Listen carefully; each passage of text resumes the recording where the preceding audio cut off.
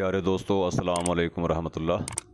आज मैं आप दोस्तों के साथ कुछ ऐसी मुफीद बातें शेयर करूंगा जिन पर अमल करके आप एक सेहतमंद और तंदुरुस्त व तवाना ज़िंदगी गुजार सकते हैं। अपना कीमती सरमाया डॉक्टरों हकीमों की जेब में जाने से बचा सकते हैं। बिल्कुल आसान, छोटे छोटे और हर जगह हर वक्त दस्तयाब नुस्खे बताने लगा हूँ, तवज्जो दीजिए। दोस्तों, दिमाग की बेहतरी और तंदुरुस्ती के लिए कम अज़ कम 8 घंटे की नींद ज़रूरी है। उम्र ज़्यादा होने के साथ साथ 7 घंटे या 6 घंटे तक अच्छी नींद का दुरानिया हो सकता है, लेकिन इससे कम हरगिज़ नहीं।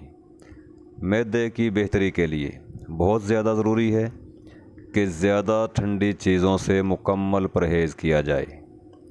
बाज़ारी खाने और फास्ट फूड्स जिगर के दुश्मन हैं। जिगर की बेहतरी और हेपेटाइटिस जैसे ख़तरनाक अमराज से बचने के लिए बाज़ारी खानों को जहर समझें। गुर्दों की बेहतरी के लिए बहुत ज़्यादा ज़रूरी है कि सोने से पहले रफ़ाए हाजत से फ़ारग हो लें। हाजत ना भी महसूस हो तो भी बाथरूम का चक्कर ज़रूर लगाएं। मसाना बेहतर और तंदुरुस्त व तवाना रखने के लिए कच्चे प्याज का ज़्यादा से ज़्यादा इस्तेमाल करें। दोस्तों, लीमू कुदरत की तरफ से पैदा करदा एक अनमोल तोहफ़ा है। वक्तन फ़वक्तन इसका इस्तेमाल अपेंडिक्स से बचाता है। गले के अमराज से बचने के लिए काली मिर्च का इस्तेमाल ज़रूर करें। फेफड़ों की तंदुरुस्ती और बेहतरी के लिए तंबाकू नोशी से दूर रहें। अपनी खुराक में पुदीना का इस्तेमाल लाजमी शामिल करें। बहुत से अमराज से बचे रहोगे।